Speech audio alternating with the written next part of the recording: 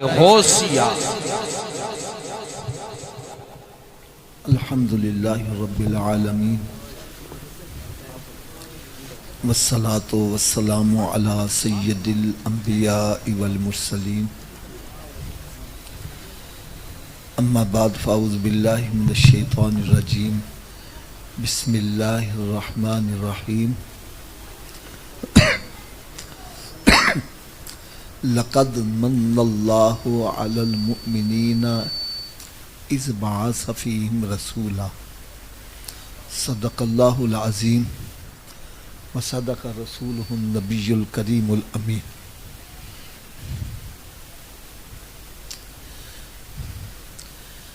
پیارے اسلامی بھائیوں، بیان سے پہلے میں ایک بات عرض کرنا ضروری سمجھوں گا۔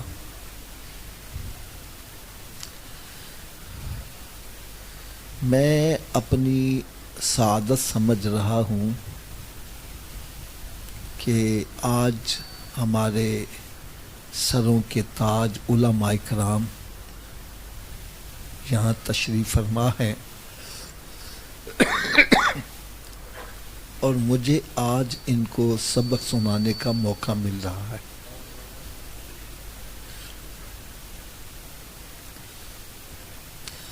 دوسری بات میں آپ حضرات کی خدمت میں ایک عرض کروں گا۔ آپ سب کو چھوڑیں، توجہ کے ساتھ چند منٹ کی گفتگو ہے۔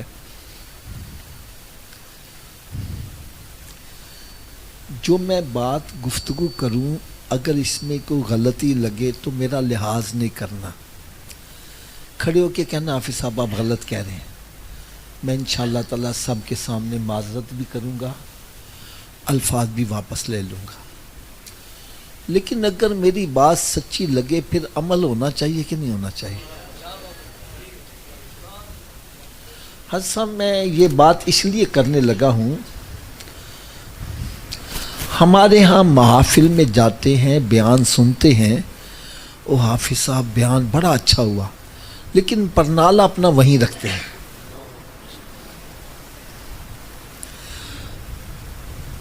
میرا ایک اپنا عقیدہ ہے،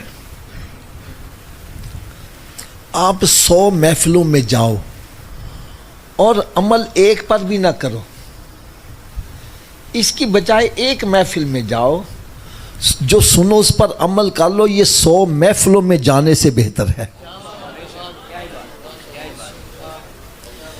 تو اس سے بڑی اور بات میں کیا کر سکتا ہوں؟ بھئی میری بات غلط ہے، میری اصلاح کر دو، اور اگر میں صحیح کہہ رہا ہوں تو ہمیں آج اپنا پرنالہ مدینہ شریف کی طرف کرنا پڑے گا۔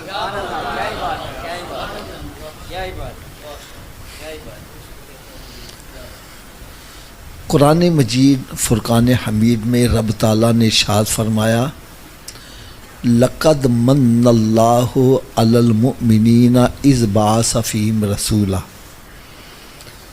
تحقیق ہم نے مومنوں پر احسان کیا کہ اپنا محبوب میں نے ان میں مبعوث فرما دیا۔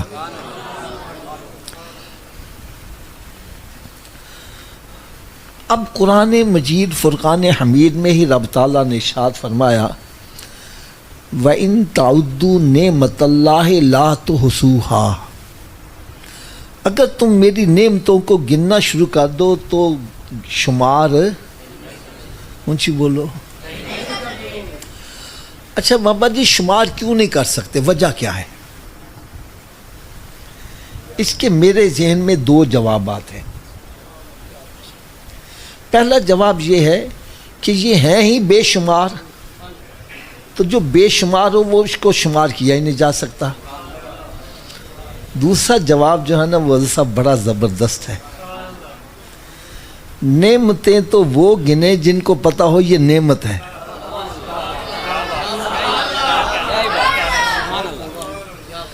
نعمتیں وہ گنے جس کو پتہ ہو یہ نعمت ہے۔ یار کئی ایسی نعمتیں ہیں ہم ان کو نعمت سمجھتے ہی نہیں، اور جب اس سے محروم ہو جائے تو پھر پتہ چل یہ کتنی بڑی نعمت ہے۔ حضرت میں ایک چھوٹا سا اشارہ کرنے لگا ہوں۔ ہمیں پیاس لگتی ہے، ہم گلاس پانی کا گٹ گٹ پی لیتے ہیں، تھوڑی دیر کے بعد پیٹ میں گڑبڑ ہوتی ہے، پیشاب کرنے چلے جاتے ہیں، پیشاب کر کے باہر آ جاتے ہیں۔ کبھی پیشاب پہ آنے کو بھی رب کی نعمت سمجھا ہے؟ یار یہ کتنی بڑی نعمت ہے، یہ اس سے پوچھو جس کا پیشاب رکا ہوا ہے۔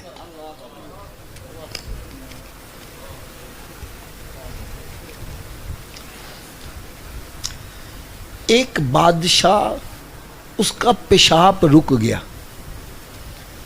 چلا رہا ہے، چیخ رہا ہے، حکیم طبیب اکٹھے ہو گئے، علاج کر رہے ہیں، کوئی افاقہ نہیں ہو رہا۔ ایک اللہ والا بھی وہاں آ گیا، بادشاہ سلامت میں تیرا علاج کرتا ہوں۔ کہنے لگا کرو، کہنے لگا نہیں پہلے طے کرو دو گے کیا۔ اس نے دیکھا میں مرا جا رہا ہوں، جو مانگو گے دیا جائے گا۔ کہنا آدھی سلطنت میرے نام کر۔ اس نے آدھی سلطنت اس کے نام کر دی۔ تھوڑی دیر کے بعد پیشاب کرنے گیا، پیشاب آیا مگر کھل کے نہیں آیا، کھل کے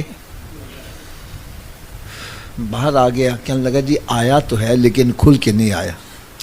کہنا بادشاہ آدھی سلطنت باقی بھی میرے نام کر۔ اس نے باقی سلطنت بھی اس کے نام کر دی۔ پیشاب کرنے گیا، کھل کے پیشاب آ گیا۔ جب باہر آیا بڑا خوش، کہنے لگا اب میں نیچے بیٹھوں گا، تو تخت پر بیٹھ۔ وہ اللہ کا ولی تخت پہ چڑھا اور تخت کو ایک ٹھوکر مار کے کہتا ہے میں نے اس تخت کو کیا کرنا ہے جس کی قیمت میرے نزدیک پیشاب کے چند قطرے رکھی گئی ہے۔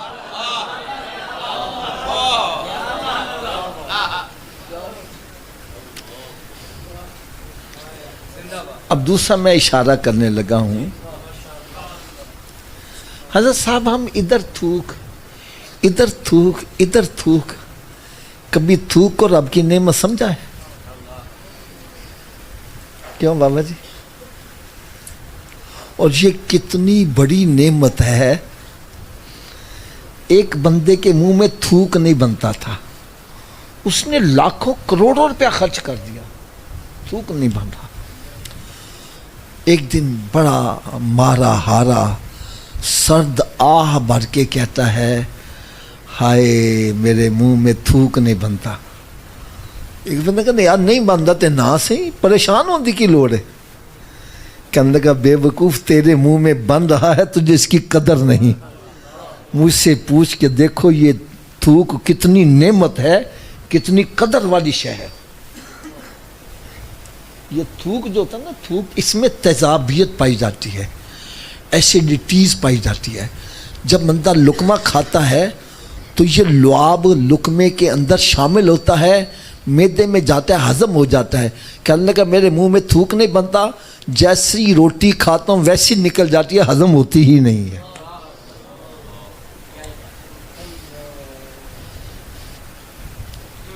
حضرت صاحب ایک اور اشارہ کرنے لگا، اللہ تعالیٰ ہر مسلمان کو برے وقت سے محفوظ رکھے۔ میں سمجھانے کے لیے ایک بات کہنا، حضرت صاحب کئی بندے شوگر کی وجہ سے ان کی ٹانگ کاٹ دیتے ہیں، ایسا ہوتا ہے کہ نہیں ہوتا؟ پھر وہ مصنوعی ٹانگ لگاتے ہیں، چند دن گزرتے ہیں وہ کہتا ہے چھوٹی ہو گئی وڈی کروا کے آؤ۔ جو رب نے ہمیں ٹانگ دی ہے جب پیدا ہوئے تو کتنی تھی؟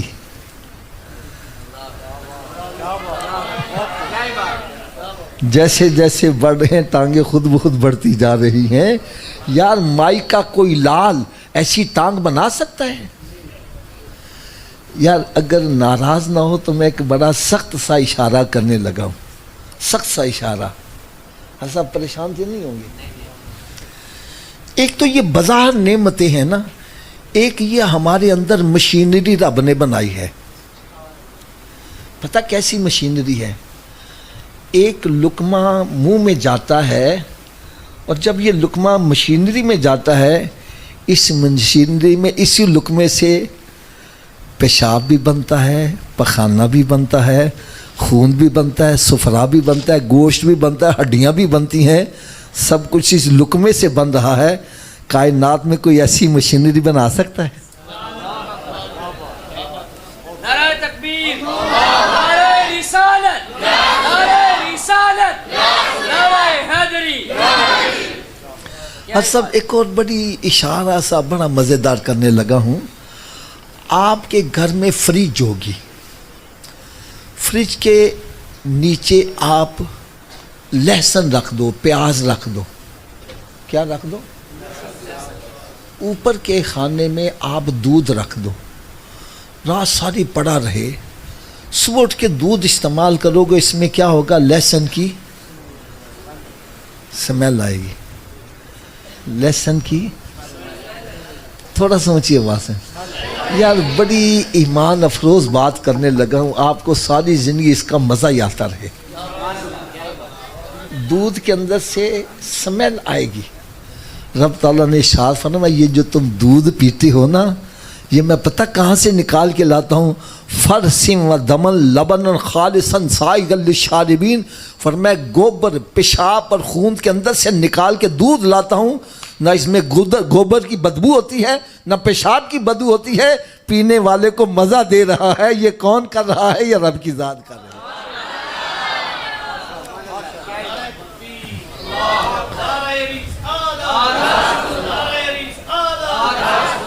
اہل سنت مصلح قوم و ملت زندہ باد، نعرہ رسالت۔ اجب صاحب، میں جو بات کرنے لگا ہوں وہ میری طرف بڑی توجہ سے ذرا سننا۔ یہ جو ہماری اندر مشینری ہے، کیا ہے؟ اس میں جگر ہے، معدہ ہے، انتڑیاں ہیں، یہ ایک مشینری ہے۔ کیا ہے؟ تھوڑا جو اچھی آواز نہ بول۔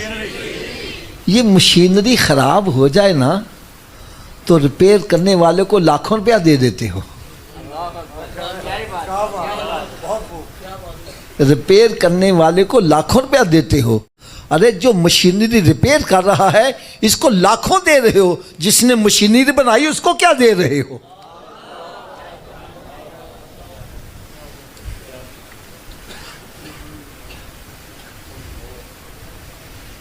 اس کے آگے سجدہ بھی نہیں کرتے یار، شرم نہیں آ رہی؟ اچھا صاحب، میں آپ سے کہتا ہوں حضرت صاحب ایک بندہ فوت ہو گیا، ہم نے وہاں پر چلنا ہے، آپ میرے ساتھ چلیے گا۔ یہ آگے سے کہتے ہیں حافظ صاحب میں نے ڈاکٹر سے ٹائم لیا، وہ اپائنٹمنٹ دی ہوئی ہے۔ حضرت صاحب ہم نے وہاں سیر کرنے جانا ہے، نہیں حافظ صاحب میں نے ڈاکٹر سے اپوائنٹمنٹ لی ہوئی ہے۔ حضرت صاحب ہم نے شادی پہ جانا ہے، نہیں حافظ صاحب میں نے اپوائنٹمنٹ لی ہوئی ہے۔ یار وہ ڈاکٹر جو مشینری ریپیئر کرنے والا ہے، اور وہ ریپیئر بھی کامیاب جب ہو سکتا ہے جب رب چاہے گا۔ اگر ڈاکٹر کرنے والا کچھ ہوتا تو امیر آدمی کو کبھی مرنے ہی نہ دیتا۔ رب چاہے گا تو شفا ہوگی۔ حضرت جی میں ایک بڑی کڑوی بات کہنے لگا ہوں، جو مشینری ریپیئر کرنے والا ہے وہ جدے ٹائم دے دے تو سارے پروگرام کینسل کر دیتے۔ ارے جس نے مشینری بنائی وہ تجھے بلا رہا ہے نماز کے لیے، تو کہہ رہا ہے میرے پاس وقت ہی نہیں ہے۔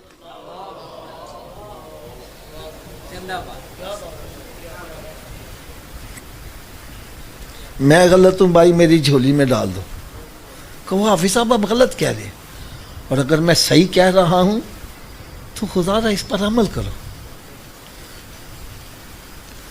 ایمانداری سے بتلاؤ، ایسی ٹانگ کوئی بنا سکتا ہے؟ کروڑوں ارب روپیہ خرچ کرو، ایسا ہاتھ کوئی بنا سکتا ہے؟ ایسی مشینری کو بنا سکتا ہے؟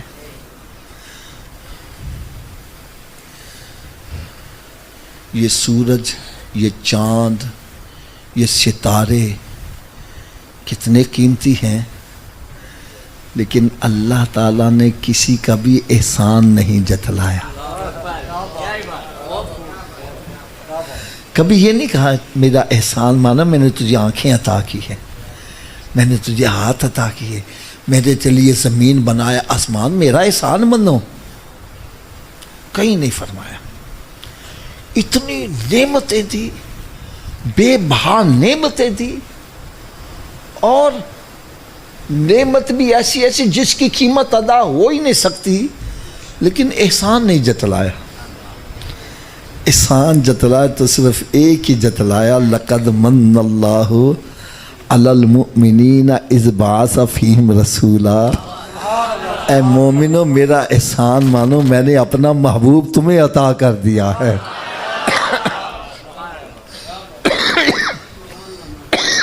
اچھا سوال یہ پیدا ہوتا ہے، رب نے احسان کیوں جتلایا؟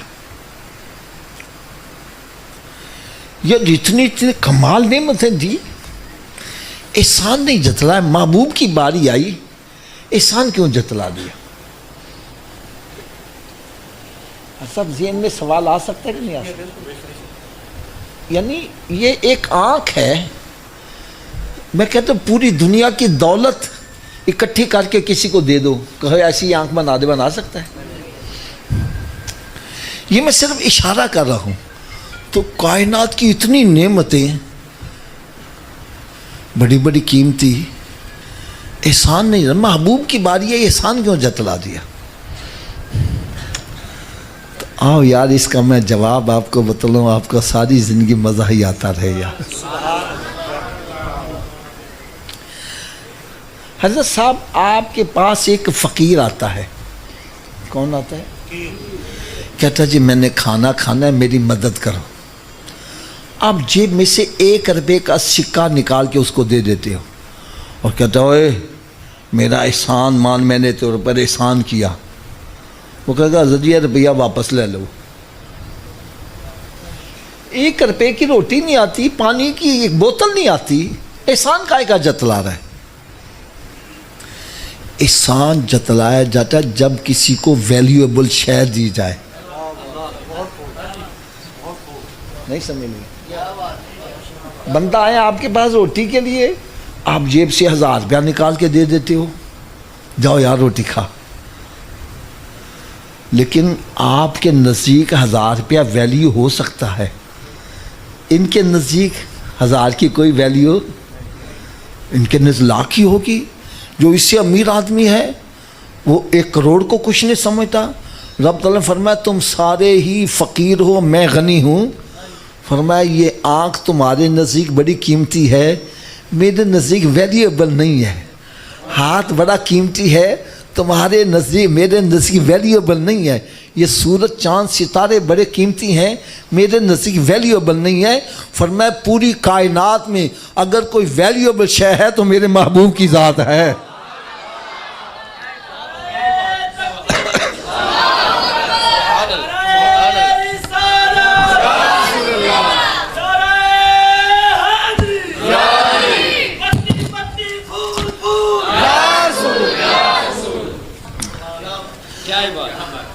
اگر میری بات کی آپ کو ابھی بھی سمجھ نہیں آ رہی، اور میں ایک اور بڑی آسان سی مثال دے دوں۔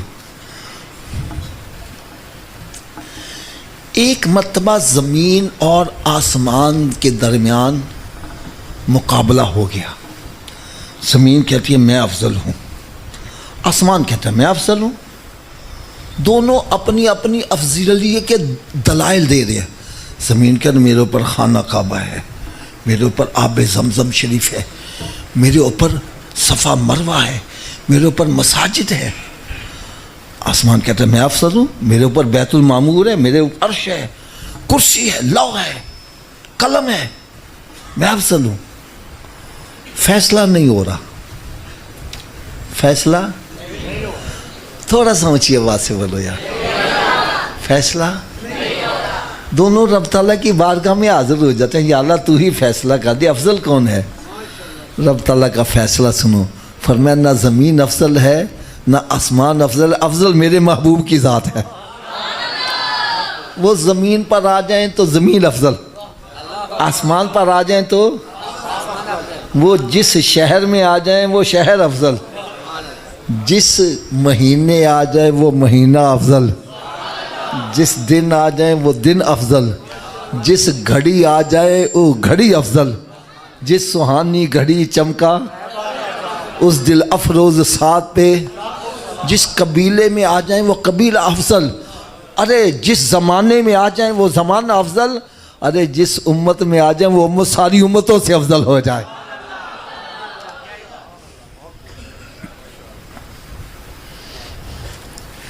علماء اکرام بیٹھے ہیں، ہمارے سر پر جو کنتم خیر امتن کا تاج رکھا گیا ہے، کیا ہم پہلی امتوں سے طاقت میں زیادہ ہیں، عمروں میں زیادہ ہیں، عبادت میں زیادہ ہے، دولت میں زیادہ ہیں؟ یہ افضلیت کا تاج کیوں دیا گیا ہے؟ یہ سرکار کے صدقے سے ہمیں دیا گیا ہے۔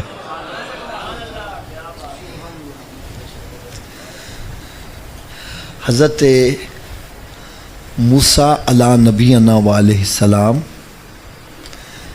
ایک مرتبہ رب تعالیٰ کی بارگاہ میں عرض کرتے ہیں، مالک و مولا، میں تیرے ساتھ گفتگو کرتا ہوں، مجھے بڑا مزہ آتا ہے، گفتگو کرتا ہوں، اگر گفتگو میں اتنا مزہ ہے تو دیدار کرنے میں پتہ نہیں کتنا مزہ ہوگا۔ حضرت جی آپ ذرا میری بات توجہ سے سنیے گا، پتہ نہیں باقیوں کی سمجھ میں آئے کہ نہ آئے۔ خواہش کا اظہار کر، یہ قرآن کی آیت ہے۔ عرض کرتے ہیں، ربی ارنی انظر الیک، یا اللہ مجھے اپنا آپ دکھا، میں تجھے دیکھنا چاہتا ہوں۔ جواب آتا ہے لن ترانی، اے موسیٰ تو مجھے دیکھ، تھوڑا جا اونچی آواز نہ، تو مجھے دیکھ۔ رب نے یہ نہیں فرمایا موسیٰ مجھے کوئی نہیں دیکھ سکتا،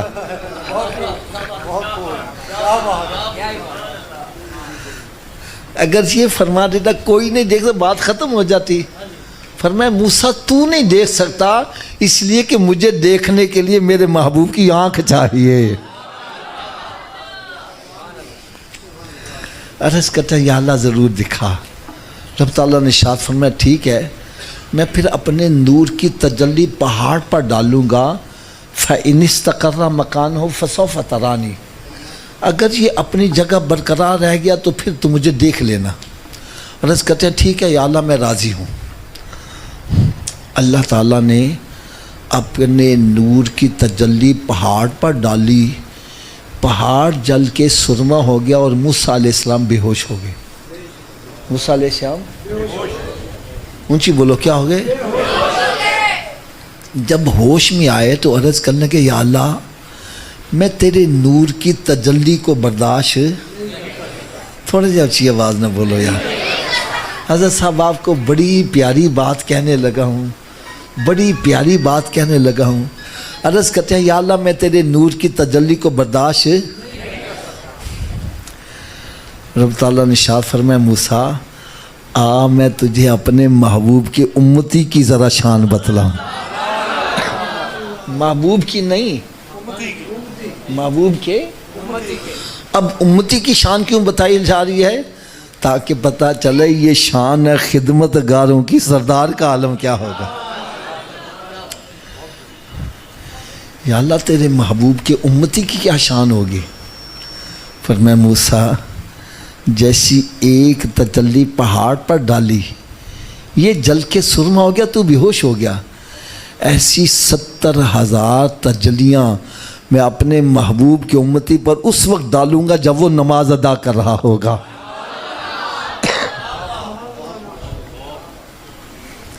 تو موسیٰ علیہ السلام دعا کیا کرتے ہیں یا اللہ اس محبوب کا امتی مجھے بھی بنا دے۔ حضرت صاحب ذرا غور کرو دعا کون مانگ رہا ہے؟ وہ اللہ کا نبی بھی ہے، رسول بھی ہے، کلیم اللہ بھی ہے، پھر دعا مانگ رہا ہے یا اللہ مجھے اپنے محبوب کا امتی بنا دے۔ ہم نے دعا بھی نہ مانگی، ہمیں پیدا ہی رب نے محبوب کا امتی بنا کے کر دیا۔ شکر خدا محمدی ہم کو بنایا امتی، ارے کس کو ملا یہ مرتبہ، صلی علی نبینا صلی علی محمد۔ اب آخر میں جو میں اشارہ کرنے لگا ہوں حضرت صاحب بڑے غور سے سننا، آج پتہ نہیں کس کی تقدیر بدل جائے، کس کا رخ مدینہ شریف کی طرف ہو جائے، بڑے غور سے سننا۔ فیصلہ میں نے آپ سے کروانا ہے. جب آپ فیصلہ کرو گے تو اپنے فیصلے پر آپ کو پہرا بھی دینا پڑے گا. لو حضرت صاحب آپ نے فیصلہ کرنا ہے. آپ کے اسی محلے میں ایک آوارہ گرد بندہ جو تھڑے پہ بیٹھ کے اڈی کھڈا کھیلنے والا اور آتے جاتے بندوں پر آوازیں کسنے والا، گالی گلوچ کرنے والا، الیکشن میں کھڑا ہو جاتا ہے، آگے چل کے وہ منسٹر بن جاتا ہے. کیا منسٹر بن کے بھی تھڑے پہ بیٹھے گا؟ تھوڑا سا اونچی آواز نہ بولے. کیا منسٹر بن کے بھی اڈی کھڈا کھیلے گا؟ منسٹر بن کے بھی گالی گلوچ کرے گا؟ کیوں؟ اب کیوں نہیں کرے گا؟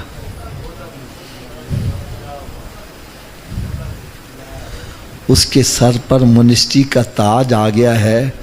وہ کہتا ہے تاج سر پر ہو تو تھڑے پہ بیٹھوں، یہ تاج کی توہین ہے. حضرت صاحب میرا عقیدہ ہے، آپ پتہ نہیں میرے اس عقیدے سے متفق ہیں یا نہیں، میں سمجھتا ہوں کروڑوں منسٹروں کے تاج ایک طرف ہوں، میرے آقا کی غلامی کا تاج سب سے افضل ہے. مانتے ہو اس کو؟ کروڑوں منسٹروں کے تاج ایک طرف ہوں، میرے آقا کی غلامی کا تاج سب سے اونچی بولو ذرا، سب سے اور اونچی آواز. نعرہ رسالت، نعرہ رسالت. عظمت و شان مصطفیٰ، عظمت و شان مصطفیٰ. جتوں تک کبریائی دی اتوں تک مصطفیٰ مصطفیٰ دی. بڑی شان محمد گدا دی، غلامی دے سوا کچھ نہ منگی. بڑی شان محمد گدا دی. اب میں جو ہاتھ باندھ کر ایک بات کہنے لگا ہوں، منسٹر کے سر پر تاج آ جائے، وہ تھڑے پہ نہیں بیٹھ رہا، اڈی کھڈا نہیں کھیلا کہ میرے تاج کو داغ نہ لگ جائے. ارے ہمارے سر پر سرکار کی غلامی کا تاج ہے اور ہم جوا کھیل رہے ہیں، شراب پی رہے ہیں، زنا کر رہے ہیں. سرکار کی غلامی کا تاج سر پر ہے، نماز نہیں پڑھ رہا، روزہ نہیں رکھ رہا، ماں باپ کی نافرمانی کر رہا ہے، پکے سگریٹ پی رہا ہے.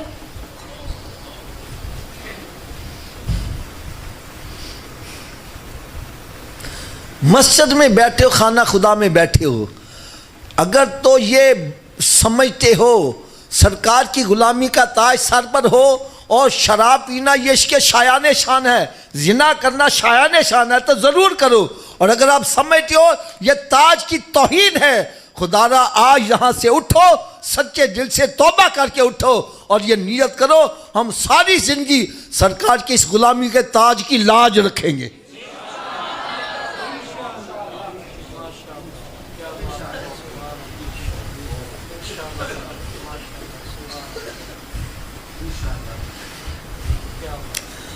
اگر ابھی بھی سمجھ نہیں آئی، ایک اور مثال دے دوں.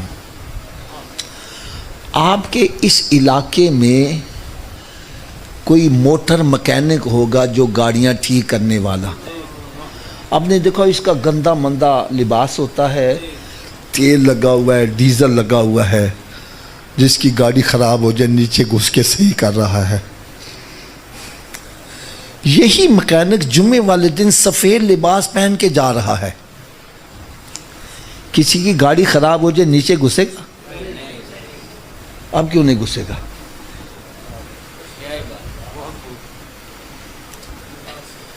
بولو تو صحیح، کیوں نہیں گھسے گا؟ آپ کہیں گے سفید کپڑوں کا احساس اس کو نیچے نہیں گھسنے دے رہا. اے میرے آقا کے غلاموں، ہم سرکار کی امتیاں، ہماری چادر سفید ہے، نماز نہ پڑھی اس پر داغ لگ جائے گا، شراب پی اس پر داغ لگ جائے گا، جھوٹ بولا اس پر داغ لگ جائے گا، زنا کیا اس پر داغ لگ جائے گا، ماں باپ کی نافرمانی کی اس پر داغ لگ جائے گا. اور یہ داغ والی چادر جب قیامت کے روز سرکار کے سامنے پہ، پھر تیرا کیا بنے گا یار؟ میاں محمد رحمت اللہ فرماتے ہیں چٹی چادر عملاں والی داغ نہ لائیں او جنیاں، حشر دے ارے پھر نہ کی ہائے ربا کی بنیا. پھر قیامت کے روز کہے گا، قیامت کے روز کیا کہے گا؟ یا اللہ یہ تو میرا ہے ہی نہیں، میں تے اڈے اڈے وڈے گناہ کیتے ہی نہیں, یہ تو غلطی سے کسی اور کا میرے پاس آ گیا ہے. قرآن مجید سورہ یاسین شریف رب تعالیٰ نے ارشاد فرمایا الیوم نختم علی افواہہم, آج ان کی بولتی بند کر دو, ان کے منہ پر مہر لگا دو. وتکلمنا ایدیہم وتشہد ارجلہم بما کانوا یکسبون, آج ان کے ہاتھ بولیں گے, پاؤں گواہی دیں گے, یہ سارا کچھ اس نے ہمارے ساتھ ہی کیا تھا. پھر کہاں منہ چھپائیں گے؟ اور ایک اور بات کہہ دوں, یہ بھی اپنے دلوں پہ نقش کر لو. حضرت صاحب بندہ جتنی ہیرا پھیری کرتا ہے, چوریاں ڈکیتیاں کرتا ہے, فراڈ کرتا ہے, رشوت لیتا ہے, سودی کاروبار کرتا ہے, اولاد کے لیے کرتا ہے. کس کے لیے کرتا ہے؟ یار مسجد میں بیٹھے بات سچی کرو گے نا, جب مر جائیں گے تو اولاد قبر میں ساتھ جائے گی؟ جن دوستوں کو راضی کرنے کے لیے پاؤڈر پیتا ہے, پکے سگریٹ پیتا ہے, وہ کہتا ہے آسا نہ جوا کھیڈ, آسا نہ شراب پی, وہ مت گھبرا, اسی تیرا ساتھ نہیں چھڈیں گے, اسی تیرے نال مریں گے. یار سچی گل گل جب مر جانے پھر نال مر دے نے, پھر کہنے لے چلو کہ بو نال کڈو بین فٹافٹ. میاں محمد رحمت اللہ فرماتے ہیں کتھے نہیں تیرے کار والے جنہ لے سیں تو پاپ کمانتا, جن کی خاطر تو اللہ کو ناراض کرتا تھا, اس کے پیارے حبیب صلی اللہ علیہ وسلم کو ناراض, آج کہاں ہے وہ تیرے؟ کتھے نہیں تیرے کار والے جنہ لے سیں تو پاپ کماندا, جڑے کہندے سی مرانگے نال تیرے, اج انہاں وی بازیاں ہاریاں نہیں. ارے یہ سارے تیرے خیر خواہ قبر میں دفن کر کے واپس آ جائیں گے, کوئی قبر میں ساتھ. تھوڑا جا اچھی آواز نہ بول دے, ایک مرتبہ پھر اچھی آواز نہ. کوئی قبر میں ساتھ, جتنے خیر خواہ ہیں دفن کر کے واپس آ جائیں گے, کوئی قبر میں ساتھ. اور میرا نبی ایسا خیر خواہ ہے, جب سارے واپس آ جائیں گے سرکار قبر میں بھی تشریف لے آئیں گے.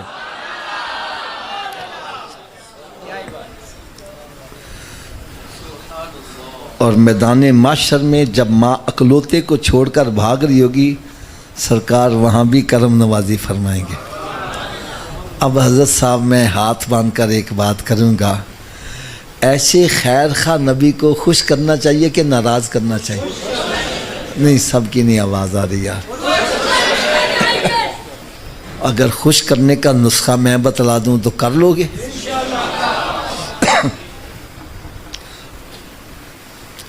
آواز کم ہو گئی ہے, عمل کر لو گے؟ تو نسخہ سنو. میرے آقا صلی اللہ علیہ وسلم نے ارشاد فرمایا نماز میری آنکھوں کی ٹھنڈک ہے. نماز میری آنکھوں کی, اس کا مطلب کیا ہے؟ اس کا مطلب میں سمجھا ہوں, میرے آقا صلی اللہ علیہ وسلم فرما رہے ہیں اے میری امتی, جب میں تجھے نماز پڑھتے دیکھتا ہوں میری آنکھیں ٹھنڈی ہو جاتی ہیں. اور بات بھی عزت جی میں سچی کہہ رہا ہوں, آپ رات کے پچھلے پہر اٹھو, آپ کا بیٹا جائے نماز بچھا کے نماز پڑھ رہا ہو, آپ کی آنکھیں کتنی ٹھنڈی ہوں گی؟ اگر آپ کی ٹھنڈی ہوں گی تو میرے آقا کی کتنی ٹھنڈی ہوتی ہوں گی؟ تو تھوڑا سا آواز کے ساتھ ذرا جواب دینا. جب ہم نماز پڑھتے ہیں تو سرکار کی آنکھیں, تھوڑا سا اونچی آواز سے بولو, جب ہم نماز پڑھتے ہیں تو سرکار کی آنکھیں, آپ کی کوئی ضروری بات ہے تو میں خاموش ہو جاتا ہوں, آپ ادھر آ کے باتیں کر لیں. یہ دونوں بھائی, کوئی ضروری بات ہے تو بھائی میں بند ہو جاتا ہوں, آپ آ کے کر لیں. یار یہ ادب کے خلاف ہے, ہم مسجد میں بیٹھے ہیں, سرکار کے یہ ذکر ہو رہا ہے اور آپ اپنی باتیں کر رہے ہیں. یار جب ہم نماز پڑھتے ہیں تو سرکار کی آنکھیں, تھوڑا سا اور اونچی آواز سے بولو, اور جب ہم نماز نہیں پڑھتے, روزہ نہیں رکھتے, شراب پیتے ہیں, زنا کرتے ہیں, بے حیائی کے کام کرتے ہیں, سرکار کی آنکھیں پھر بھی ٹھنڈی ہوتی ہیں؟ تو اے دیکھو میرے ہاتھ بندھے ہوئے, خدا را جس نبی کا میلاد مناتے ہو, آنکھیں بھی انہی کی ٹھنڈی کرو. یہ نہ ہو میلاد تو سرکار کا منا رہا اور آنکھیں ٹھنڈی شیطان کی کر رہا ہے.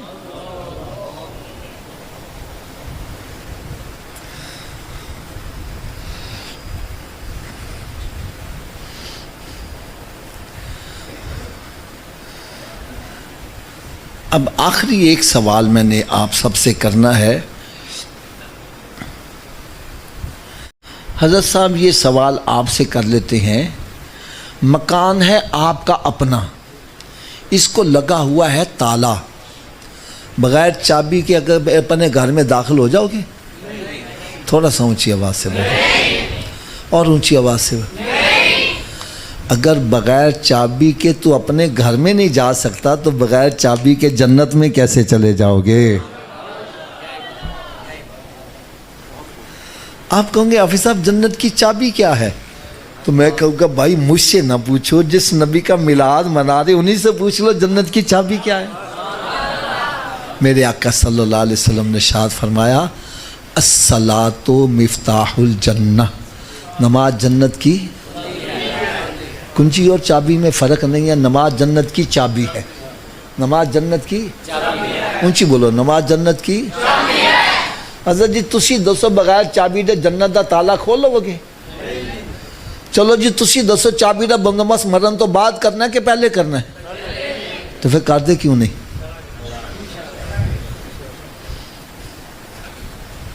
جب مسجد میں بیٹھ کر تسلیم کر رہا ہے بغیر چابی کے میں جنت کا تالا, اور چابی کا بندوبست بھی مرنے سے پہلے ہو سکتا ہے, مرنے کے بعد. تو پھر جب مسجد سے آواز آتی ہے حی علی الصلاۃ, آؤ چابی کے لیے, کیوں بیٹھا گپے مار رہا ہے؟ کیوں بیٹھا فلمیں ڈرامے دیکھ رہا ہے؟ کیوں بیٹھا کاروبار کر رہا ہے؟ ارے تجھے چاہیے سب کام چھوڑ کے مسجد کی طرف آ. کوئی پوچھے بابا جی کدھر جا رہے ہو؟ بتلا میں جنت کی چابی لینے جا رہا ہوں. کیا لینا؟ نعرہ رسالت, نعرہ رسالت, سرکار کی آمد, دلبر کی آمد, حضور کی آمد, نور کی آمد, ہے آمد آمد. کیا لینے جا رہا ہوں؟ جنت کی. اچھا اگر آپ ناراض نہ ہو تو تھوڑی سی کڑوی سی بات کہہ دوں؟ ناراض تو نہیں ہوں گے؟ ہاتھ باندھ کر ایک بات کہنے لگا ہوں, اگر جنت کی چابی کا بندوبست نہ کیا تو پھر کہاں جانا پڑے گا؟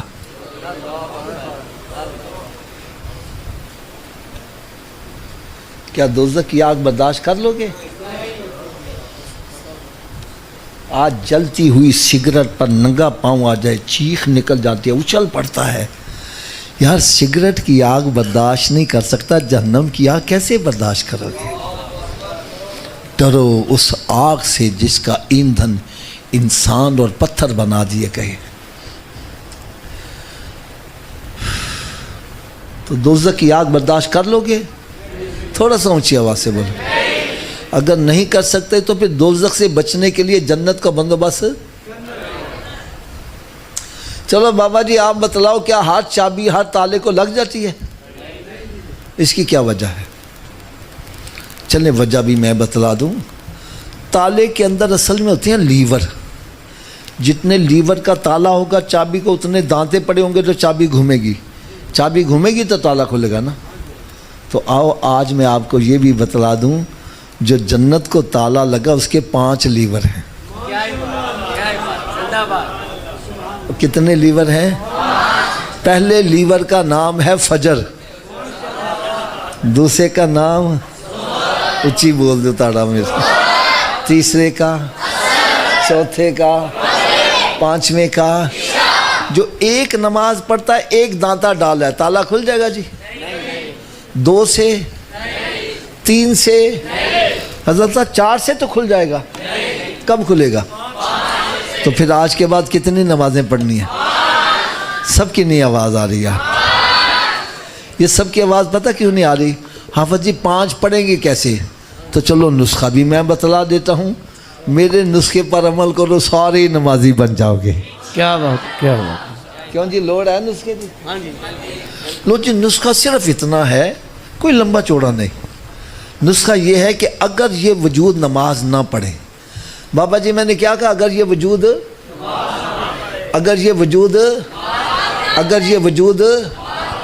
تو اس وجود کو رب کا رزق نہ کھلاؤ. اللہ اللہ کیا بات ہے کیا بات. حضرت جی گل بھی میں سچی کر رہا ہوں, جیڑا وجود رب دے کے نہیں چکتا کیا اس قابل ہے کہ رب دا رزق کھوایا جاوے؟ نہیں. روٹی سامنے رکھی اپنے منہ میں نہیں جائے گی, پکڑ کے لے جاؤ, مت لے جاؤ. یہ روٹی مانگے بولو نہیں, پہلے نماز پھر بعد میں روٹی. تو کیا خیال ہے نمازی بن جائے گا کہ نہیں بنے گا؟ تو اس نسخے پر عمل کون کون کرے گا؟ سارے ہاتھ اونچا کھڑا کر کے بلند آواز سے انشاءاللہ کا نعرہ لگا دو. انشاءاللہ. نعرہ رسالت, نعرہ رسالت.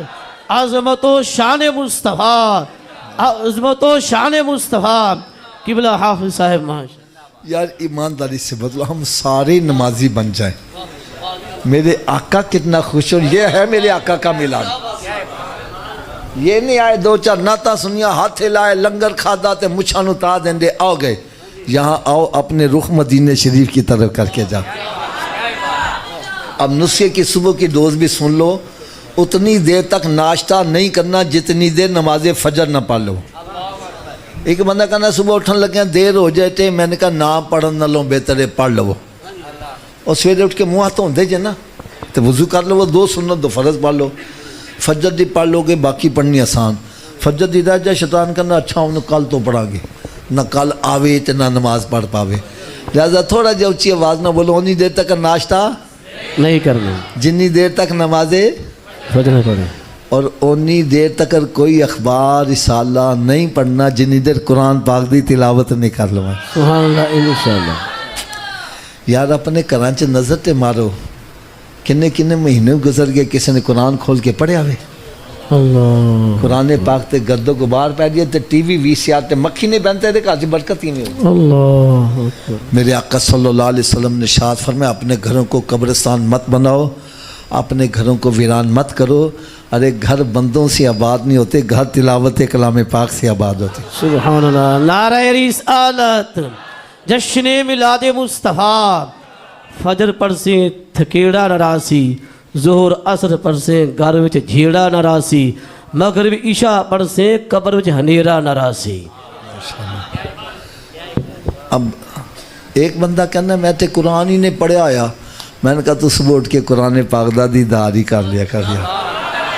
رات کی دوز یہ ہے کہ اتنی دیر تک سونا نہیں جتنی دیر 5 نمازیں پوری نہ کر لو. اچھا میری ایک ڈیوٹی لگائی گئی تھی کہ آج محفل میلاد بھی ہے اور غوث پاک کی 11ویں بھی ہے, تو اگر آپ ناراض نہ ہو تو صرف ایک کرامت غوث پاک کی بیان کر دوں. لیکن یہ پتہ نہیں کرامت ہضم کس کو ہوگی. ہو جائے گی ہضم؟ سنا دوں پھر. غوث اعظم رضی اللہ تعالیٰ عنہ اپنے مدرسے میں جلوہ فروز ہے. ایک خنزیر دیوار کو پھلانگ کر اندر آ گیا. غوث پاک کی بارگاہ میں عرض کرنے لگا کہ آپ پیران پیر ہیں, روشن ضمیر ہیں, جو دعا کرتے ہیں آپ کی دعا قبول ہو جاتی ہے, رد نہیں ہوتی. میں بھی آپ کے پاس آیا ہوں, میرے حق میں دعا کرو, میں خنزیر سے انسان بن جاؤں. خنزیر سے کیا بن جاؤں؟ اونچی بولو ذرا یار. یہ میں چاہتا ہوں یہ کرامت آج سارے ذرا جاگتے جاگتے سن لیں. تو اگر آپ اونچی آواز سے بولو گے, ہو سکتا ہے کوئی اونگ رہا ہے, آنکھ کھل جائے, اس کے کان میں آواز پڑے, اس کا رخ مدینہ شریف کی طرف ہو جائے, آپ کا سینہ بھی مدینہ ہو جائے. انسان سے خنزیر سے کیا بن جاؤں؟ میرے غوث اعظم رضی اللہ تعالیٰ نے مراقبہ کیا.